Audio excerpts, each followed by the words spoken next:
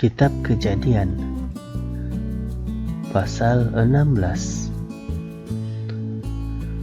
Hagar dan Ismail. Sarai, istri Abram, masih belum mempunyai anak, tetapi Sarai mempunyai seorang hamba dari Mesir, seorang gadis yang bernama Hagar.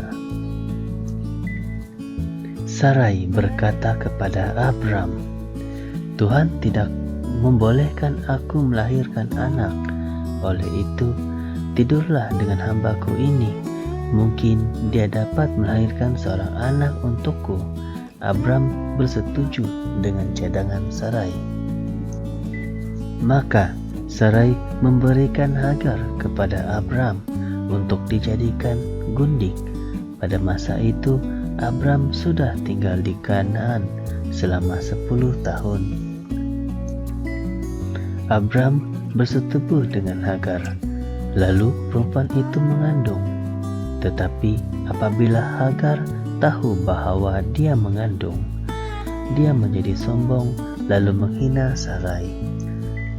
Kemudian Sarai berkata kepada Abram, "Aku sudah memberikan hambaku Hagar kepadamu, dan sejak dia tahu bahwa dia mengandung, dia menghina aku. Hal itu kesalahanmu. Semoga Tuhan mengadili siapa antara kita yang benar, engkau ataupun aku."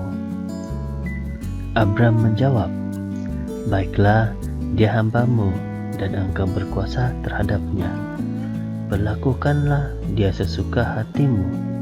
Kemudian Sarai memperlakukan Hagar dengan sangat kejam, sehingga Hagar melarikan diri.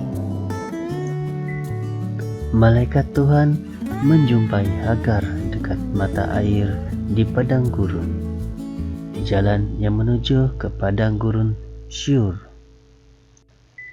Malaikat itu berkata, "Hagar, hamba Sarai, engkau dari mana dan hendak ke mana?" Hagar menjawab, "Hamba melarikan diri daripada tuan hamba Sarai." Malaikat itu berkata, "Kembalilah kepadanya dan layanilah dia."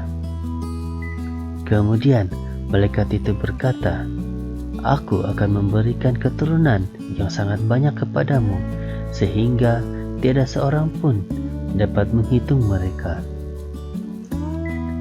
Tidak lama lagi, engkau akan melahirkan seorang anak lelaki.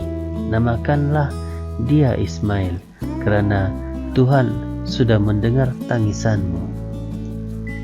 Tetapi anakmu itu akan hidup seperti keledai liar. Dia akan melawan setiap orang, dan setiap orang pun akan melawan dia.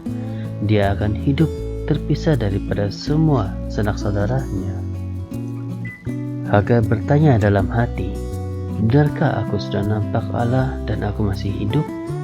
Oleh itu, dia menyebut Tuhan yang sudah berfirman kepadanya itu Allah yang melihat.